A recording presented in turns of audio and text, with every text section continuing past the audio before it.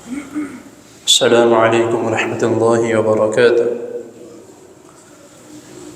الحمد للہ والسلام علی عباده الذین اصطفى، اللهم صل علی محمد وبارک وسلم، اما بعد۔ قال رسول اللہ صلی اللہ علیہ وسلم: للصائم فرحتان، فرحة عند فطره وفرحة عند لقاء ربه، او كما قال رسول اللہ صلی اللہ علیہ وسلم۔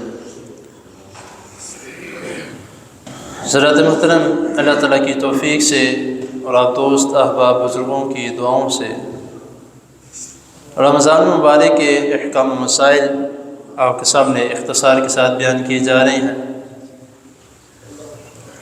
رمضان کا یہ بابرکت مہینہ بہت تیزی سے اپنے اختتام کی طرف جا رہا ہے۔ ایام معدودات، گنتی کے بہت کم دن باقی ہیں۔ آپ کے سامنے ہے نصف رمضان گزر چکا ہے، نصف باقی رہ گیا۔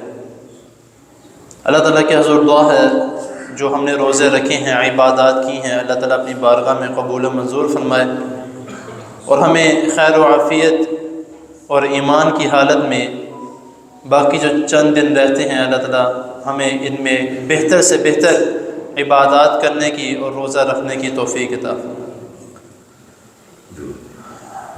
روزے کی فضیلت کے متعلق پچھلی نشست میں نے چند باتیں بیان کی گئی تھی،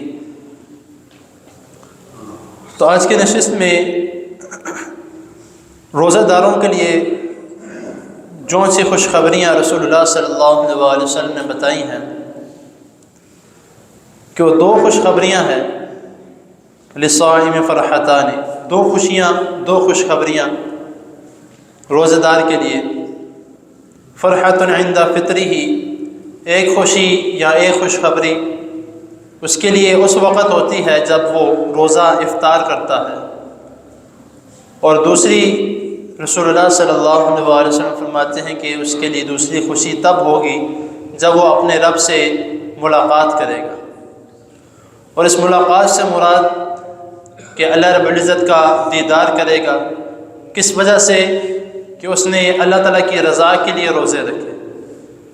یہ جو موقع ہے یا یہ اپرچونٹی ہے، یہ صرف اور صرف یہ نہیں سمجھا جائے گا کہ جو بھی روزہ رکھے گا اس کے لیے ہے، جو اللہ کی رضا کے لیے روزہ رکھے گا اس کے لیے خوشخبری ہے۔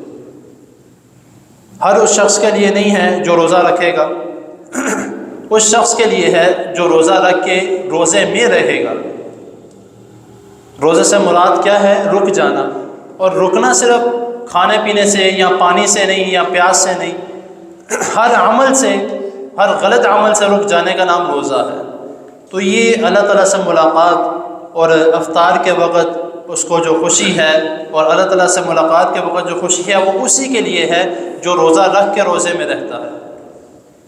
تو جب ہم روزہ رکھ کے روزے میں رہیں گے تو انشاءاللہ تعالیٰ افطار کرتے وقت بھی ہمیں وہ خوشی محسوس ہوگی کہ اللہ تعالیٰ نے ہمارا اپنی بارگاہ میں روزہ قبول فرما لیا۔ جس شخص نے روزہ رکھا ہے لیکن چغلی کر رہا ہے، دو نمبری کر رہا ہے، دغا بازی کر رہا ہے، دھوکے بازی کر رہا ہے، گالیاں نکال رہا ہے، سب کچھ کر رہا ہے، تو لیکن وہ روزہ افطار کرتا ہے اور وہ بہت خوش ہوتا ہے کہ میرا روزہ ہے، میں نے آج روزہ رکھا تھا، تو یا وہ یہ امید کرتا ہے کہ اس کی اللہ تعالیٰ سے ملاقات ہوگی، تو معذرت کے ساتھ یہ میں نہیں کہہ رہا، قرآن کہہ رہا ہے اور احادیث مصطفیٰ کہہ رہے ہیں صلی اللہ علیہ وسلم۔ تو اس کا ہمیں خیال کرنا چاہیے کہ ہم اگر روزہ رکھ رہے ہیں تو روزے کا جو حق ہے وہ ہمیں ادا کرنا چاہیے، اور روزے کا معنی جو ہے اس کا ہمیں پتہ ہونا چاہیے کہ وہ اس کا صحیح معنی کیا ہے، یا وہ روزے کا صحیح مقصد کیا ہے۔ تو اللہ تعالیٰ کی حضور دعا ہے اللہ تعالیٰ ہمیں جو سنا جو اس نے اس کو سمجھنے کے، اس پر عمل کرنے کی توفیق عطا فرمائے، اور اللہ تعالیٰ ہمیں ان دونوں خوشیوں کو اللہ تعالیٰ ہمیں حاصل کرنے کی توفیق عطا فرمائے۔ جزاکم اللہ۔